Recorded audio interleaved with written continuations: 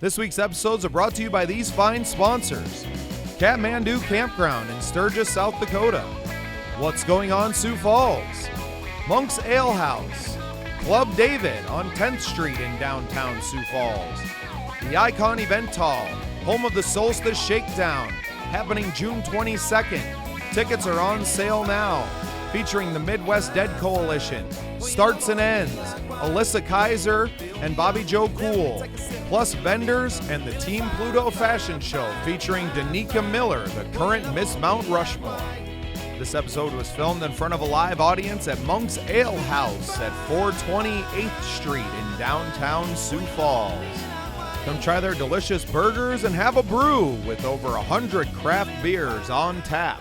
Come see us every Thursday at Monk's Ale House at 420 East 8th Street in downtown Sioux Falls. Well, hello and welcome into another exciting episode of The Scene. I'm your host, Bubba Starts, and with me today on our second Songwriter Showcase here at Monk's Ale House is Humbletown. Hey, guys.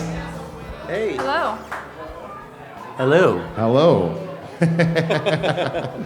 Well, Dylan, we are old friends. Morgan, we've known each other for, quite a while now as well, huh? The years just tick by us, don't they? For our listeners, though, why don't you guys give us a little a synopsis of who is Humbletown?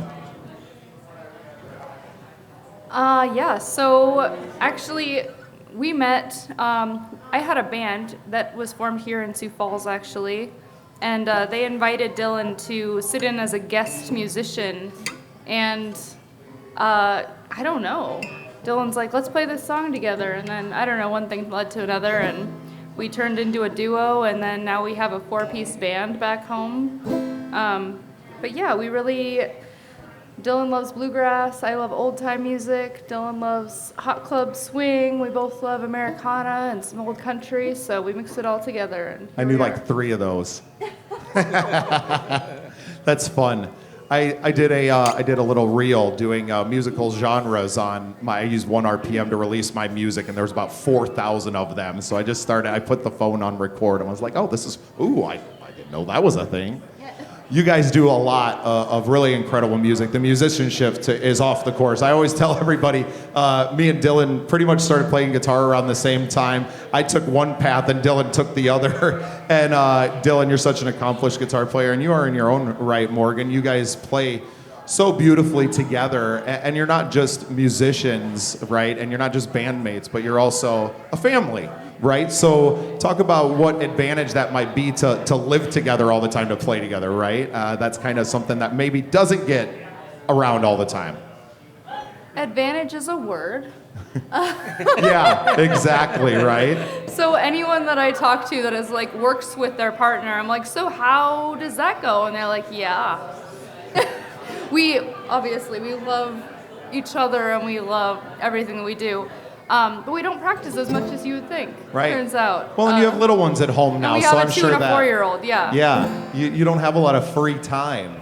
So most of your time, and not that, I quit practicing a long time ago. You guys probably could have quit a long time, but you have been diligent always about practicing and doing those things.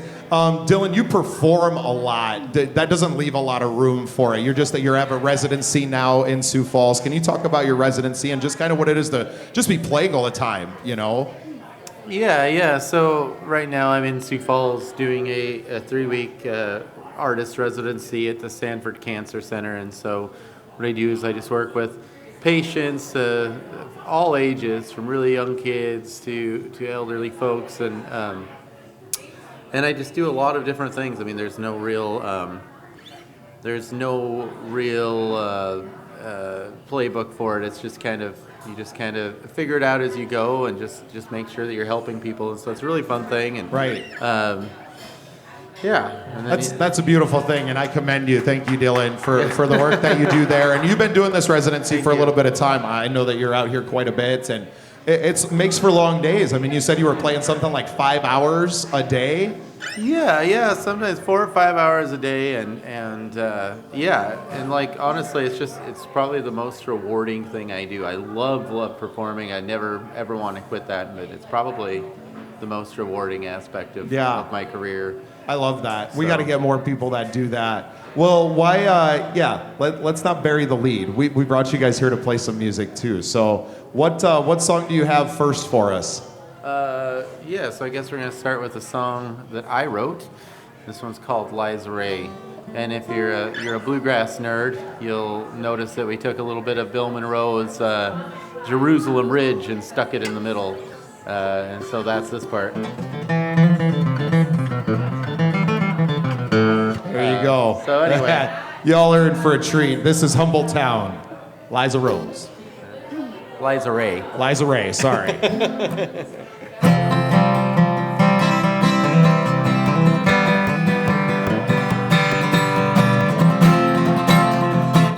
The train's been through that lonesome night. Out the bandits, a long way.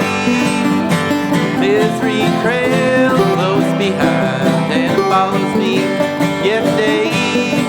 Our train derailed under South Dakota skies, and I will never be the same. And I'll never forget your sweet, sweet kisses, my sweet library. In the wind blows through them lonesome pines, the moon and stars reflect your eyes. I can't seem to brush you off my mind, my sweet Liza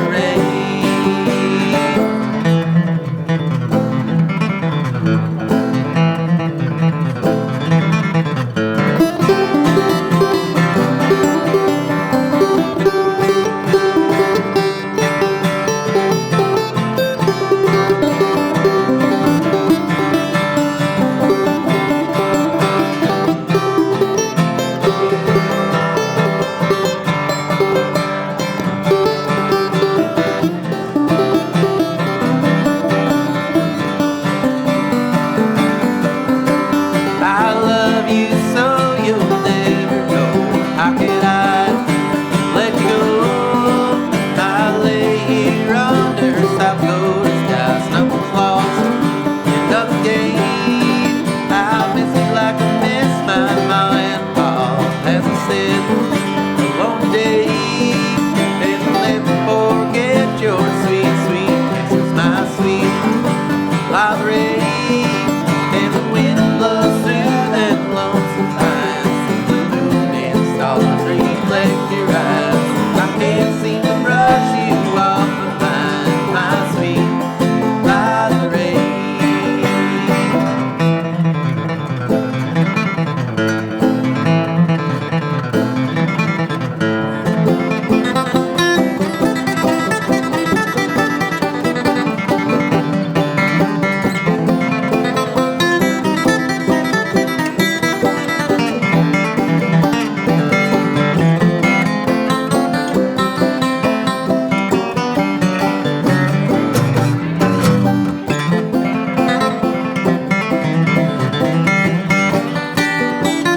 And the wind blows through them lonesome pines, the moon and stars reflect your eyes. I can't seem to brush you off my mind, my sweet Liza Ray.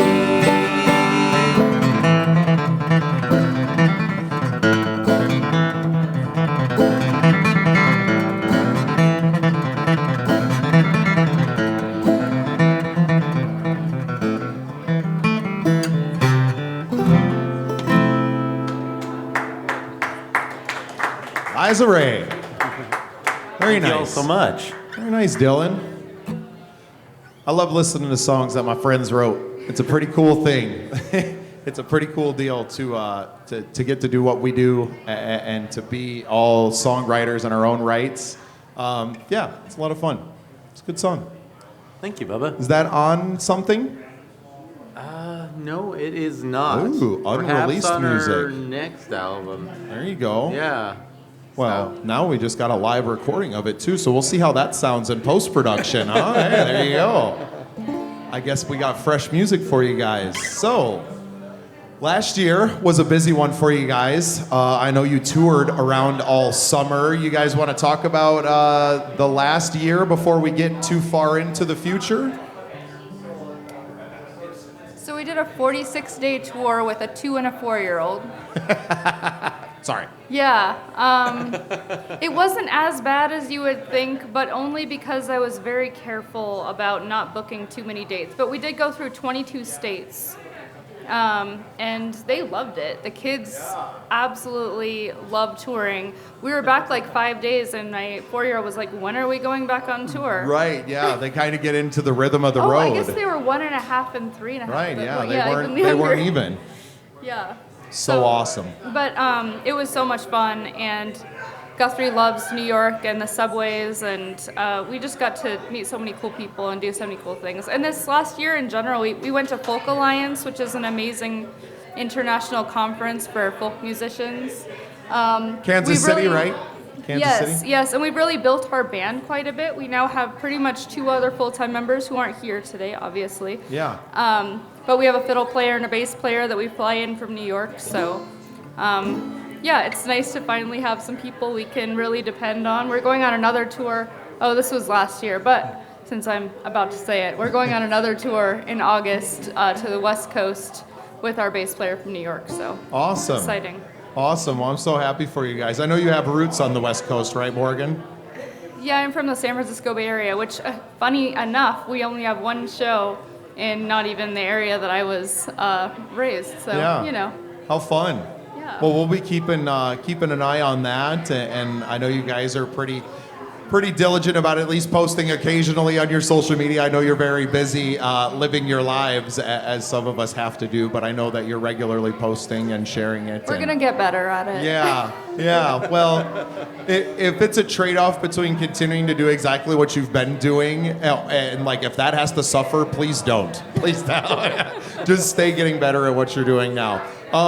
Morgan, do you mind playing us something that you wrote now? Yeah, I'm going to do a song called Pretty Little Things. Oh, I love this one. It's about, I used to do a lot of kind of traveling with no money and such, and I couldn't conceptualize, having a job and a house, and now I do. And so it was kind of looking back at that life and reflecting on where I came from and where I am now, and how to keep bringing those things in while being true to who you are and changing. The title track from your album, correct? No, actually, that's Nope. Vines, which we'll get okay. to. But yeah, no, this one's called, Pretty Little Things. Pretty Little Things.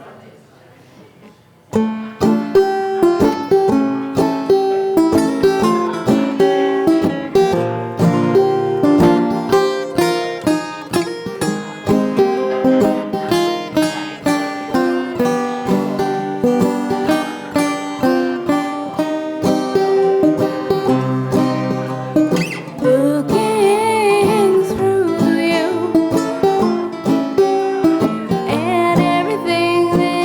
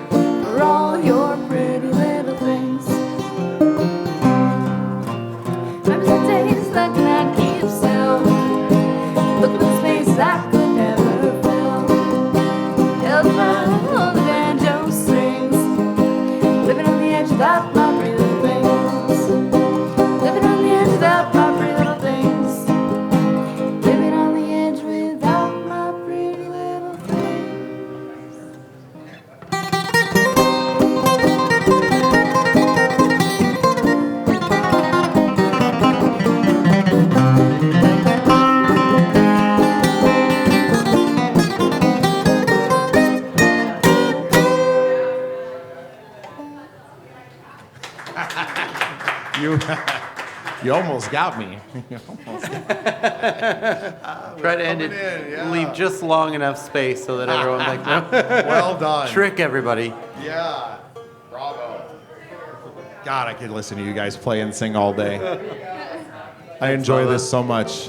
For those of you just joining us live and those of you on the podcast, Humbletown, all the way from the Black Hills of South Dakota. Lead now, correct? Do you guys have the house up there?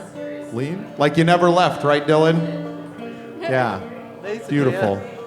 Little backstory. Dylan and I went to high school together in Lead. Oh, so many years ago now.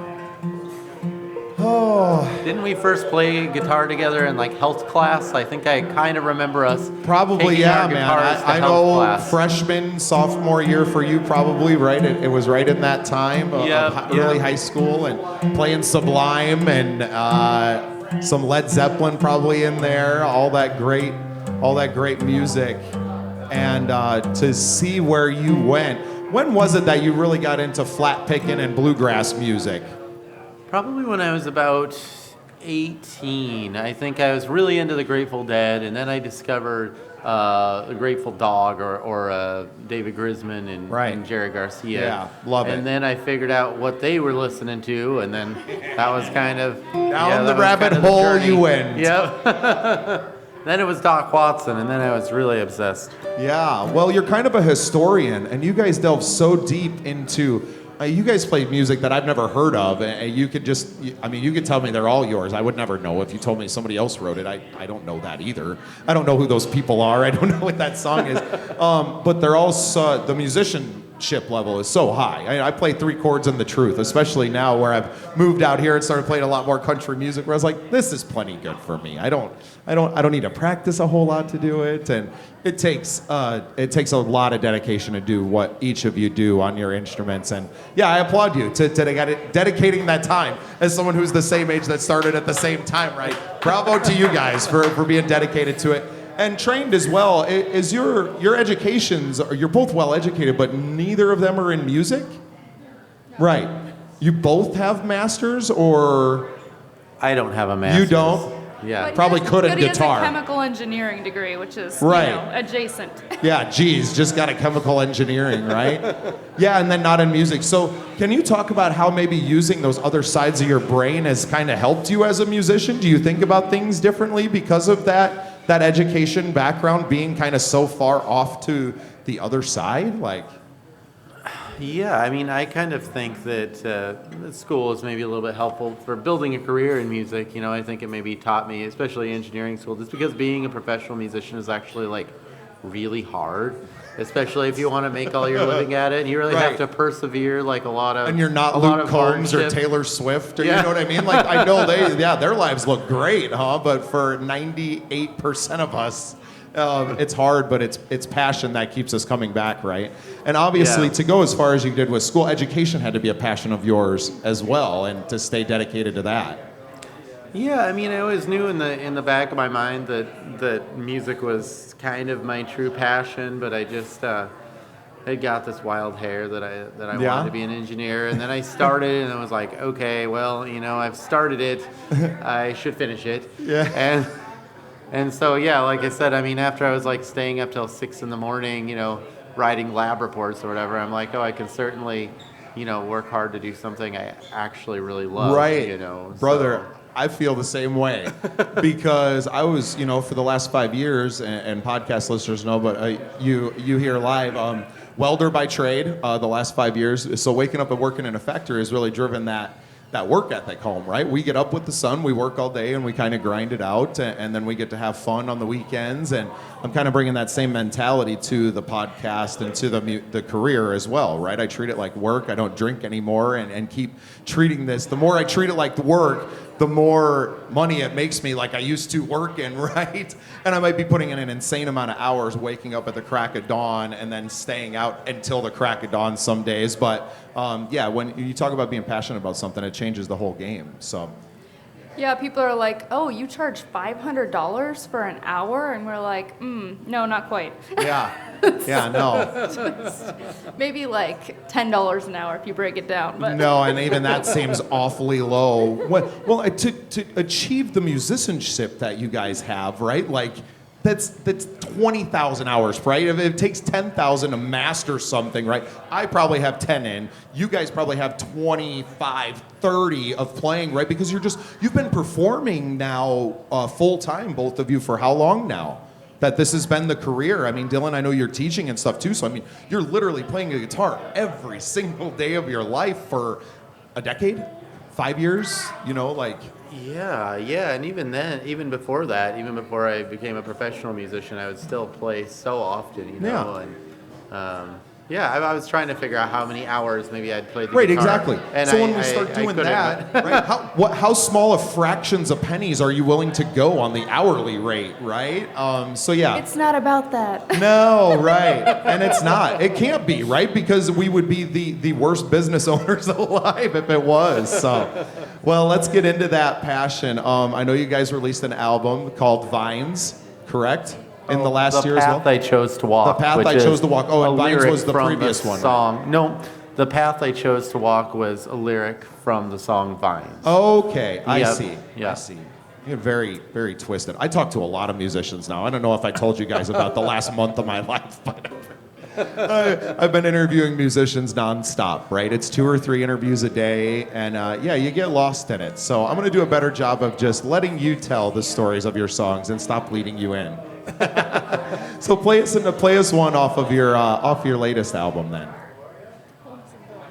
All right, I'm gonna play a song I wrote called Lonesome Bones, and this mixes my 2 favorite genres of music, bluegrass and hot swing music, the music of Django Reinhardt. It goes like this. I got lonesome bones, all I do is moan. Oh, someone please show me the way back home. All my unsettled days always set my ways. Oh, won't someone please take me home? I'm Saturday's child, notice run wild. This fever's really got me down. If you leave me alone, then I'm forever home. And I'll leave in the night without a sound. I got no shackles and chains, you won't hear me complain. I do what I want when I want, my friend. Oh, now come with me where the music's free, and we'll dance until the evening's end.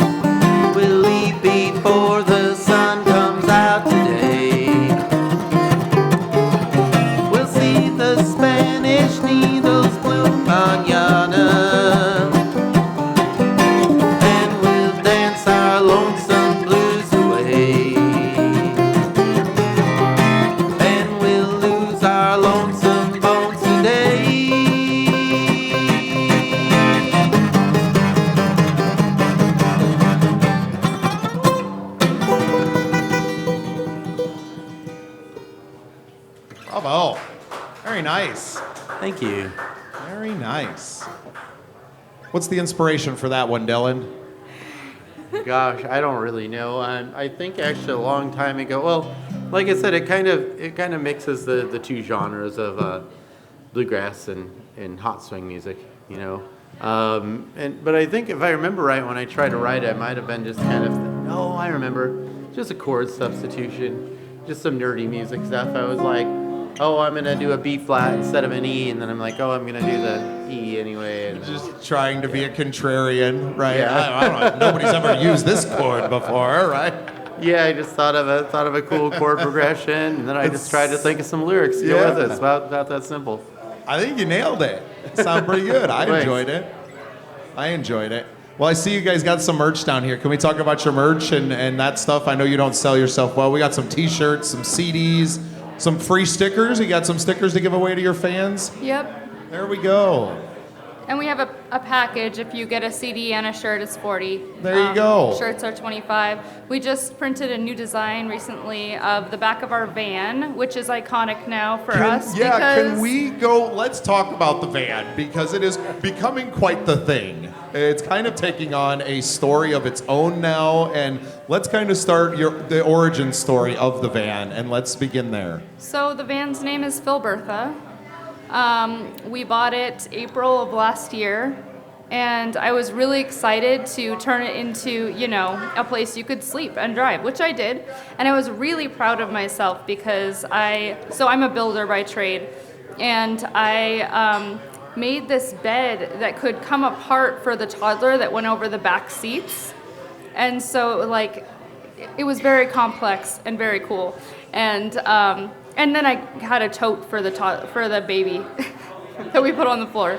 And then I also built a bed for us in the back. And so I was really proud of that. But it turned out when we were on the road that it was not that comfortable for us. The kids did great.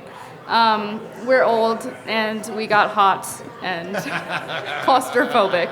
I was the biggest wimp. I would have to go to the bathroom in the middle of the night. I couldn't get out. I was so hot. And Oh yeah, that would be a problem for me too, Dylan. It's a problem for me at home. Sometimes I can't find that doorknob in the dark. So actually last week I took all the beds out. And because this next tour, my mom is joining us, which is going to be a total game changer. Right, So we won't have to built-in find babysitter. babysitters in every town we go to, which is amazing. It will mean that we'll have to pack a tent, which I think is going to be better for everyone. Right. We have a tent with 7-foot ceilings and it's canvas and everyone can fit. Dylan can stand up. Yeah. It's So, nice, right? But yeah, the van, it's what we travel in. Another funny story is that when I decided to finally get custom license plates because, we're getting a band that says our name on the back, right? And so I was there getting the license plate signed up, and I was talking to the lady, and I was like, should we do Humble with a 3 or should we do Humble T? And she's like, oh, Humble T sounds better to me. And then she printed it, and I took it home and showed the neighbor, and she was like, oh, it says Humble It. And I was like, what? So the license plate for our van says Humble It. Because no one would think Humble Tea. But it is now our Humble Tea. Anyway, That is awesome. so Yeah. we're going to print it in another color, but right now we have it in this fun. Well, that's great. Green color. I hope everybody here comes and takes a look at it, and you have one in every size, so everybody can take one home. That's just great. And that's the best part about the show and the format for this is getting to hear some of these stories that maybe you wouldn't tell, right? I mean, you're kind of coming out, and maybe these things cease to be interesting to you, but gosh darn it, they're so interesting to me, and I think a lot of other people here find value in it too, right? And then we get to share it with the world on the podcast afterwards. So it's so fun, and I appreciate you guys, taking a chance and coming out, and always having some time for me. I really appreciate it. yeah, thanks for having us. Yeah. We appreciate it. Well, you better play us some more music then. What you got for us, Morgan? Okay, I do have to share a short story about this one. We live in Lead, and we're not in the hills now, so you don't know what it means to buy a house in Lead. But if you did, you would know it's an old mining town, and all the houses are just falling apart. They were not built very well, and they're very old, and they're built on hills. And so ours was no exception. We bought it for $28,000. And the walls were literally coming down, and it was so full of stuff that you couldn't believe it. And so we're finally getting toward the end of the inside of the house, but we still have crap everywhere. And so me and Dylan's dad were loading up the dump truck the other day, and some pieces of paper fell out. And I looked at them, and they were a love letter, a series of love letters from like a high school girl to her boyfriend. And I was like, well, this is, Tom, Dylan's dad, was like, oh, you should see if there's good song material in there. And I was like, it's just love letters. It's not interesting. So, but then I was like, okay, I'm going to give this a little more. And so I was like, this person's name is Diane. This isn't like anything recent.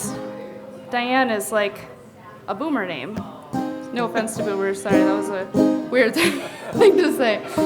Anyway, so I found out that the letter was written in the 1970s, and that, in fact, the people in the letter got married, and they ended up having 3 kids, and they bought our house. And there's a bit more tragedy to their story, but essentially through researching these people that had owned our house before, I ended up learning a lot more about them. And so I wrote this song about that, and it's called Dear John.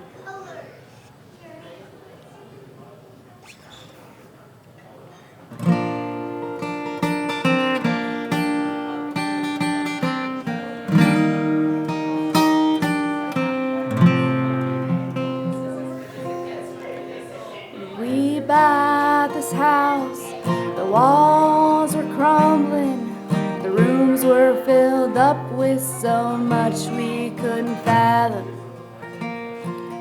Statues of angels and horses and wolves, Cabbage Patch Kids, teddy bears and trolls.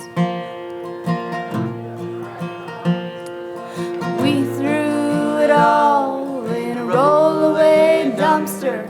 You could hear the glass shatter and an angel on metal. The last load we tossed, 3 papers fell out, and I read every handwritten letter spelled out. Dear John, I love you, and dear John, I miss you, and I cannot wait to get out of this high school. Let's get an apartment, we can be happy. I love you with all of my heart.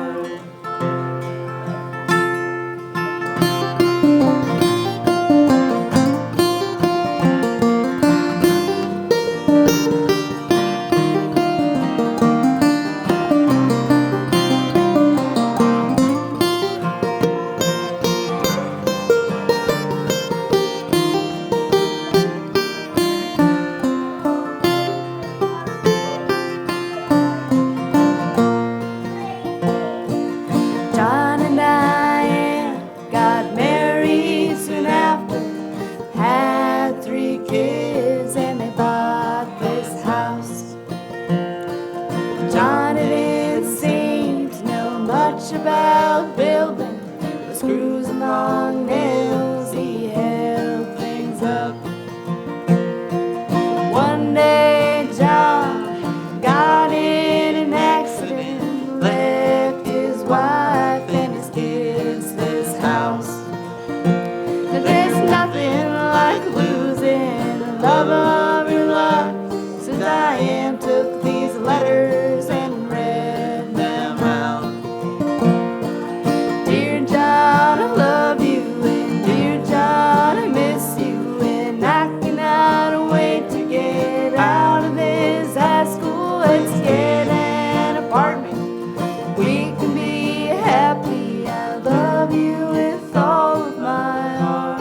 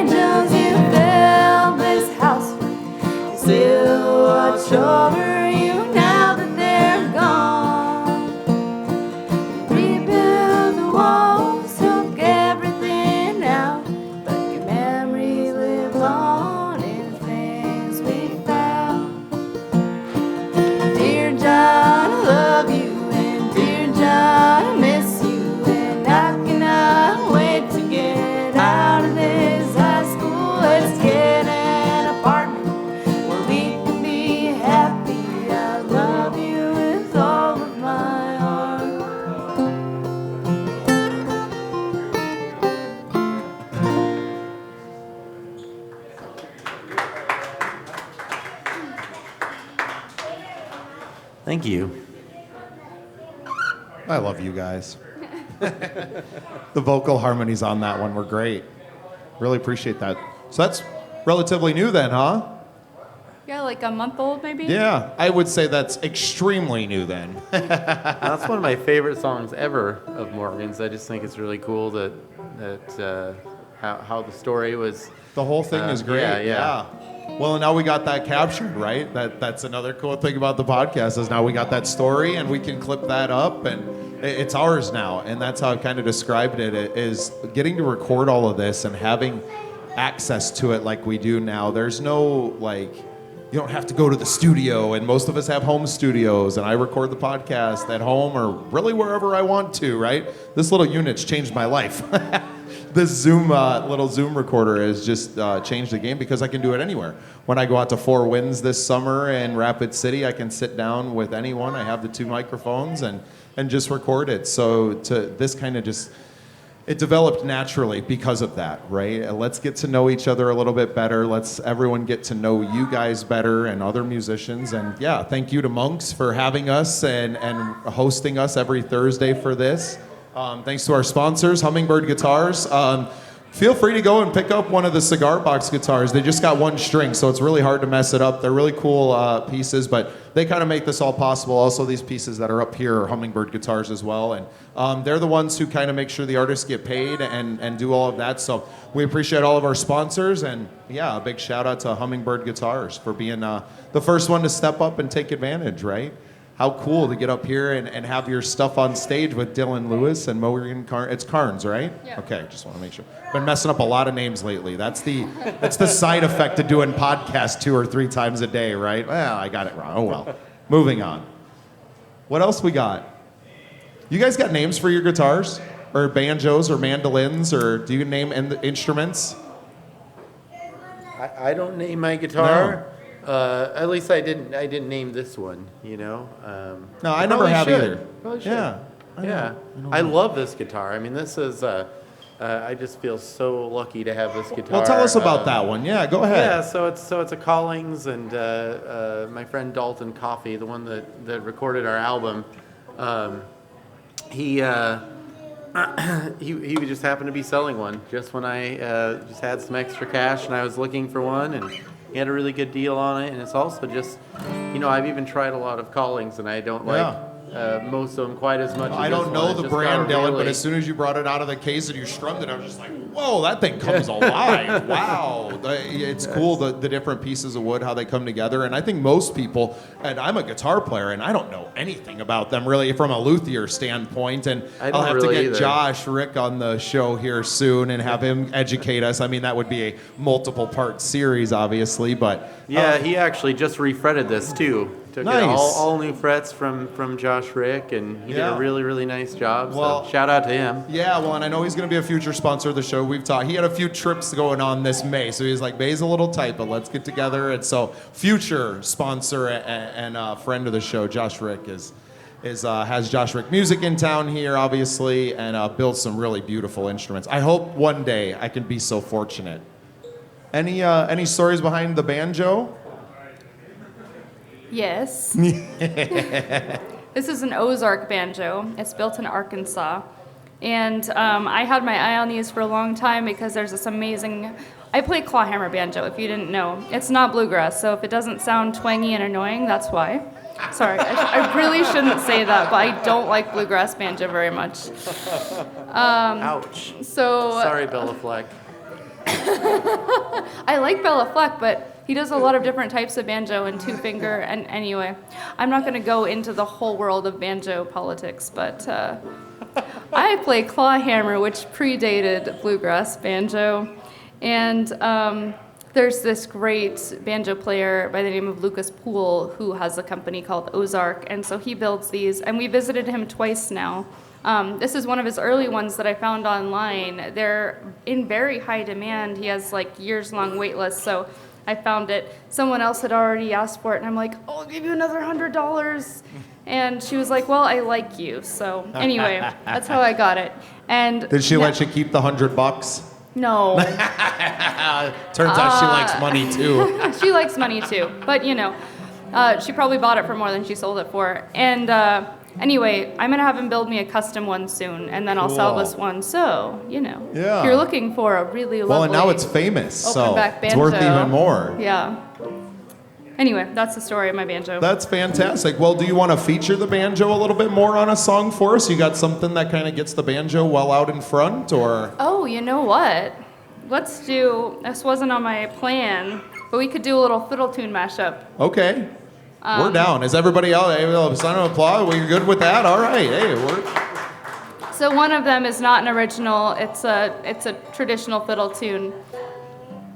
And the other one is, so it requires retuning every one of my strings. And if you know anything about banjos, this is another thing, especially with clawhammer, you have to play in like 10 different tunings a show. Is that what makes it a fiddle tune? The detuning of it, or like what makes a tune? Okay. So a fiddle tune is like this. Essentially, it's a repetitive, usually A A B B, sometimes A A B B C C, and with all of the AAs and BBs and Cs and stuff. Oh, right. Morgan is referring to the form of the song. If you're a non-musician or if you're not a. It all sounds good to bluegrass most. I was like A B A B B A ABBA. I'm an ABBA fan. I mean, Yeah. see where this is going. So anyway, so yeah, We knew bluegrass fiddle and tunes. disco were going to come together tonight, but here we are. But anyway, yeah, they're just a certain type of song. They're all structured pretty similar. A is like a part of the song that repeats, and then B is a part of the song that repeats, and they usually come from Appalachia, in that region, but they actually come from all over the world. There's some that come from around here, and they're called Mo Valley fiddle tunes. Okay. On the Missouri River Valley, Missouri River, here in okay, South. awesome, yeah. In fact, if you ever make your way out to the Sioux River Folk Festival, which is the first weekend of August, unless the last weekend of July goes into the first weekend of August, then there's a whole group of people that just sit and play these Mo Valley fiddle tunes day and night in the campground, and it's pretty cool. So, Where's that at? The Newton Hills. Newton Hills. Newton Hills, so it's called the Sioux River Folk Festival. So the Newton Hills, the first weekend of August. That's very close to here, right? Yes, it's just right down south. It's by Canton. Okay. And so very, very awesome festival. I've really loved it. I'm actually going to miss it this year because we're going to be on tour, but even while living West River most of the time, I've still made it about 10 years in a row. Okay, I want sure we'll have a few people here live and on the podcast that'll be taking up some space there. Since you guys can't be, we'll send 10 extras, right? That's about the space you all fill up. Well, you're going to play us a fiddle tune. Yeah, so this first one it's actually an old, so there's also old time and bluegrass fiddle tunes. There's some crossover, but there's some separation too. This is an old time fiddle tune called Last Chance, but I thought there was only one tune in this tuning, so I wrote one that I call Missouri River Weave. And I've since learned that there are more tunes in this tuning, so I'll just have to learn them. All right, so here's Last Chance and Missouri River Weave.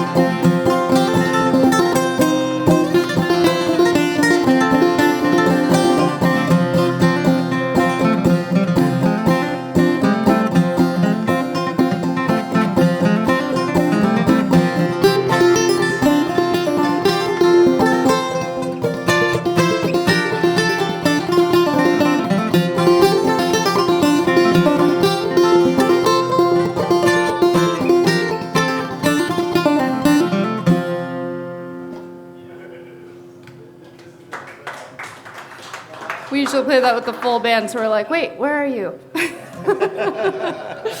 Like, oh yeah, that's what it's like to play it with two people. You guys just came off a few good gigs lately. Dylan, I know you've had the residency. We talked about that a little bit, but you've had some other gigs. You were up in Madison recently, correct? Yeah, we just played last Saturday at the Madison Area Arts Council Brick House. And that is one of my absolute favorite places to play in the area. It's just such a nice place, and the Arts Council up there does a really great job of that listening room up there. And so, yeah, it's a great space. It's worth a drive from Sioux Falls, I think, to go up there and just listen to music in a nice listening room. Yeah, and acoustic then, in there, or did you they guys do similar plug in. setup? Yeah, similar setup to this. Yeah, yeah. And then on Thursday we played a private party at the Levitt. Last Thursday, that was a lot of fun. And then Friday we played at Dr. Lucky's. Okay. With who? Crossland. Yeah, with Jalon. Yeah. Awesome. Jalon Crossland for South Dakota Americana music fans is legendary, I would say, at this point. Big fan. He was one of the first people that we really gravitated to. 95, 96 maybe, he played the Deadwood Jam, and my dad saw him, and it was kind of over from there, right? We've been big fans ever since, so how cool you guys got to go and play a show together with him. It's probably been a while since you've crossed paths, I would assume, too, right? Yeah, Humbletown opened for him, I think, a couple of years ago, and then I have, by myself and with different projects, probably opened for him like 8 or 9 times, probably over the years. And yeah, I'm just always blown away. The first time I saw him was he played this event called Guitar Masters like 20 years ago, and I was just totally blown away by him. Yeah. Well, he's got a style all of his own, right? Morgan, are you a fan of Jalon? Oh yeah, he's got some really cool stuff going on. I'm like, you work for a living. He's incredible. He works, I mean, I don't know. He's just like, I can't even, he has like 7 instruments on stage, and I don't even know how to describe him. If you haven't seen him and you have the chance to see him, definitely do. He's got some really cool, unique stuff going on. And he's a great showman and just super funny, Right. And Morgan, as a banjo player, now is he doing stuff that's kind of different than any other banjo player out there? That's a hard question to answer, but I will say that it's not bluegrass and it's not old time. I think he has a 6-string banjo, which is basically a guitar, but then he also uses a 5-string, and it's not Scruggs style, so he's got a really cool, unique style, yes. Right. It's all his own. I mean, nobody can cover Jalon Crossland, right? Nobody can really, he is unapologetically himself and has been. As long as we've known him, he's always just had his own thing and never given in to that, we got to play covers. And kind of that I do, and a lot of the people that I talk to as a member of the Midwest Country Music Organization, is I talk to a lot of people that are doing something similar to kind of what we grew up around, right? The cover band, maybe sneak a few originals in. And you guys, like I said, while you play covers, nobody would even know they're covers anyway, unless you're like, really deep. There's very few people down this rabbit hole with you, I guess is what I'm saying, of your musical taste. So everything sounds original. That's why we're so popular. There's about 10 other people that, are going down our rabbit hole of music. So. Well, I am one of those people. So. We're going to try to dip into some of the, we're going to do some stuff people know. We're working on It's Friday I'm in Love, because I love that song. Yeah. So, maybe next time you'll see some. Well, and that's what's fun is that I don't ever want to say that playing other people's music is going to be something that I don't do, but somebody brought up something that was like, well, why don't we just start covering each other's music and bringing them out that way as well? And I was like, hey, that's a really good idea. I can't cover Humbletown, but I might be able to find some other strummers that I can cover. And I think that's a great thing. And what a nod to all of our friends, right? And I think we've all achieved, I feel like we've achieved that, right? And we're kind of the elder statesmen and women of the scene now. And I know you do a lot with the it's women and trans music. Can you talk a little bit about that while I got you here? So I started an organization called the Women and Trans Musicians Network because there was not enough representation here in our state. And I was like, why is this? Is it because people aren't booking people? Is it because people don't know about people? What's the story? Are there not enough? And it turns out all of these things are true. And so we started a mentorship program to, just if someone's interested in music, they can start learning how to play their instrument, or they can learn how to get themselves out there. Then we have a directory where we can point people to go to find these musicians. And the thing I'm most excited about is something we're doing right now. It's we're calling it the Transcendent Musicians Program, and we're right now working with 4 artists to give them free photographs, a single recording, and logo services, but with mentorship services to start like learning from conditioned musicians about what their path was, so that they can share their wisdom to help these young new musicians do the right thing and not have to learn about it before way too late. So we're giving them a boost because essentially women and trans musicians have not had it that easy to get to where they are. So they've had extra challenges. And so it's like, okay, we're gonna just help you out a little bit and make this a less of a hard road. So, and that's going really well. I'm really excited about this program. I've met some amazing young musicians, and I can't wait to see what they're gonna do. So. Yeah, that's wonderful. And I know you're passionate about it. I love your passion, Morgan. I just adore you for doing what you do and always being willing to kind of put yourself out there and to stick your neck out for other people. And it takes a really big person. And while you might be small in stature in real life, your spirit is very large and very powerful. And I appreciate you sharing a little bit about the organization with us. And Thank you. Thanks for all you're doing.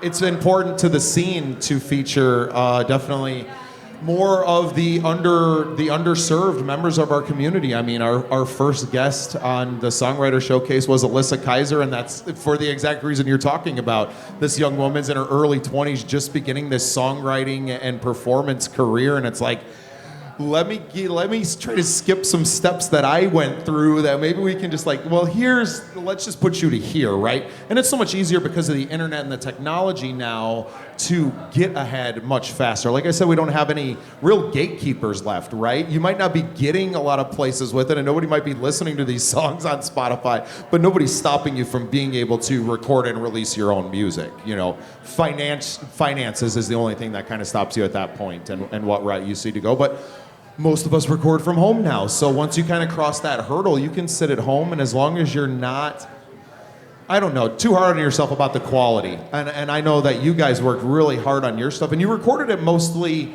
kind of in your home, or it was in someone's home. Was that a recording studio that you were in that was modified, or? A studio, yeah, it's a studio in someone's home, but right. It's a very legit studio. It's very Right. legit. And you can get that. You can get that equipment in these spaces and tone these spaces into legit studios without, all the foam padding and egg crates and, like, that doesn't make a room to me. Yeah, it's a lot easier nowadays. Yeah. Well, you guys want to play us another song? Do you want to do your song about lead?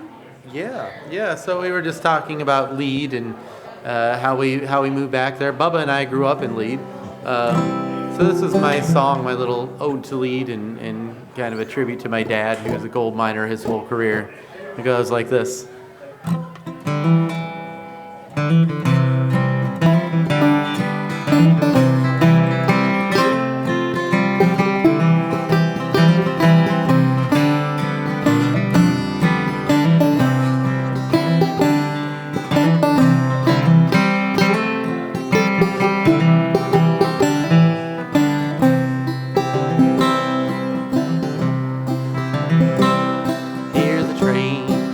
Sound in this cold, snowy town. It'll take me away from this place.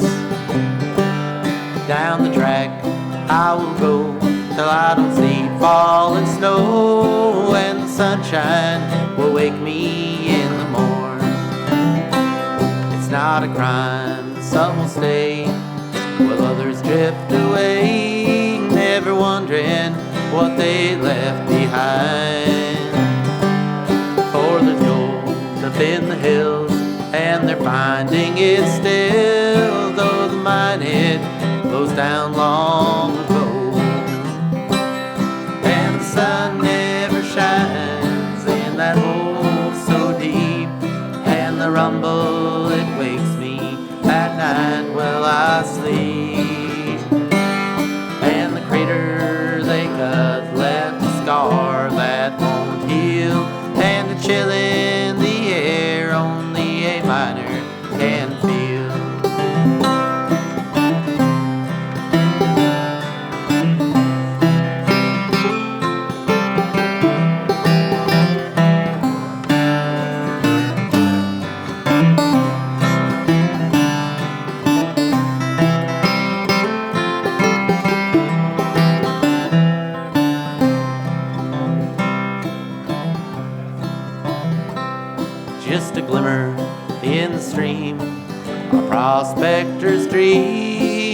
summit for the companies to come.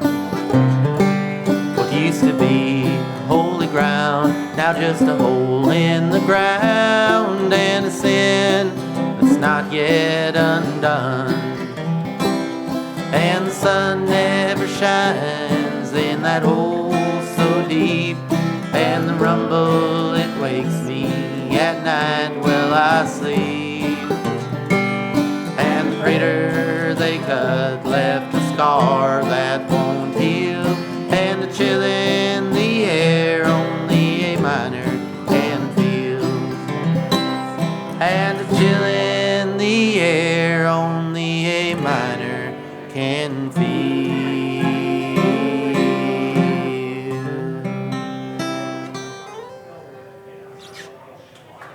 Very nice. Very nice. Thank you. Thank you. I love your parents too. I see them almost every time I'm back home. Nice. I tend to run into them. They're just so great. They're always so cheerful, and seeing them being grandparents now to your little ones is so fun. And You have a very cool dad as well. yeah, he gets around Deadwood still too. It's pretty fun to go back home and get so much love. I'm headed back this weekend. Kind of on a whim a little bit. We were supposed to be somewhere else, but it showed up, and we got the opportunity to go back to our new, our old friends bought a new campground. Well, it's an old one, but they're refurbishing it. The Kathmandu campground in Sturgis, South Dakota. Shout out to them. Lynette Kirkeby has invited us to come out and play some music. So I said, yeah, we'd love to come spend a long weekend on the campground and just kind of hang out, right? Film a bunch of music out there and just kind of hang loose and put some energy in places. I'm big on that. I appreciate you guys bringing your energy to Monks tonight.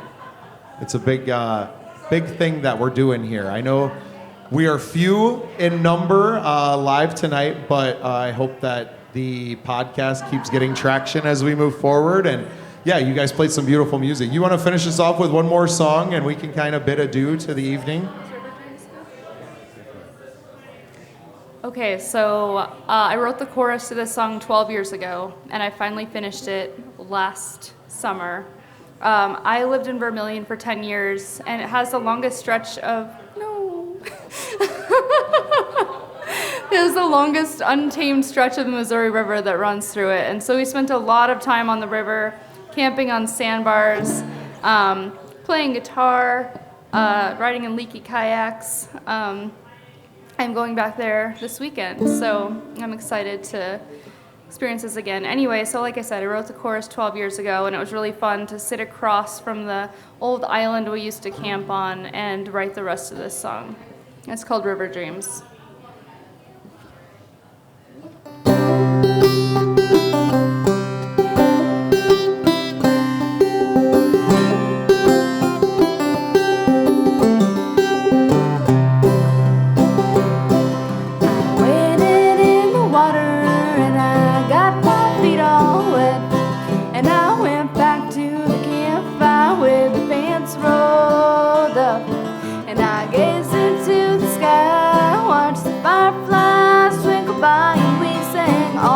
Shall be sailors until we can be free.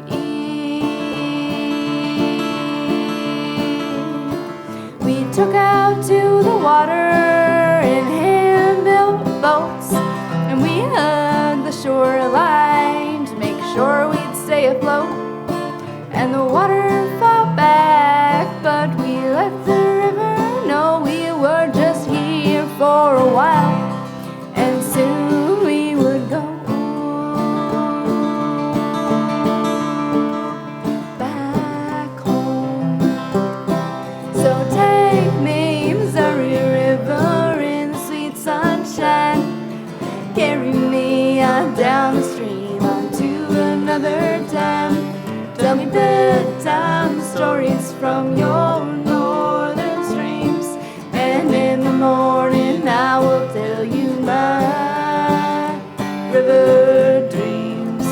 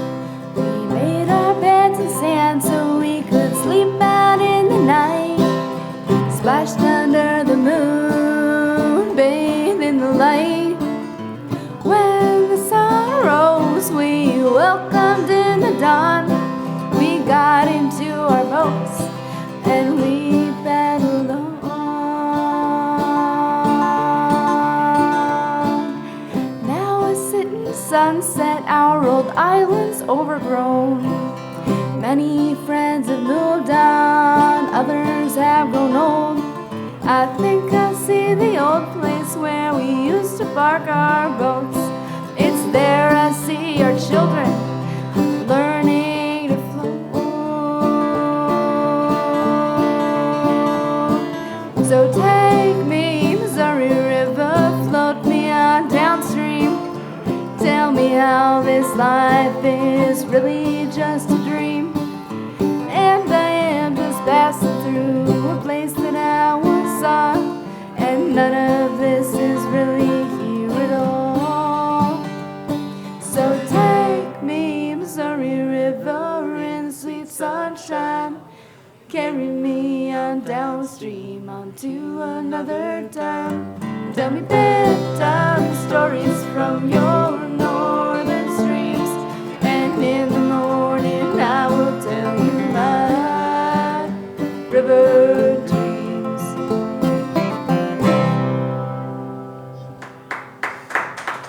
What a perfect song to end on here, downtown Sioux Falls, next to the river. Thank you.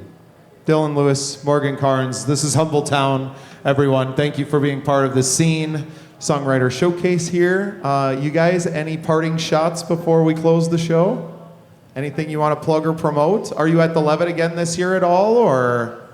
July 20th. I'm about to release like 32 upcoming shows. So just look out for that. Okay. And you can find us all sorts of places. But yes, our next stops in Sioux Falls will be July 19th at the Four Winds Music and Arts Festival, and July 20th at the Levitt, opening for Reverend Peyton and his big band. That's gonna be awesome. That's gonna be awesome. Well, Humbletown, thank you so much for joining the Scene at Songwriter Showcase here at Monks, and for everyone, thank you. Give yourself a round of applause for showing up and supporting this. We're just getting started. We hope to do this. We're gonna keep it going every week throughout the summer, and hopefully we can keep growing. So thank you all for being here, and we'll see you next time. Thank you for listening.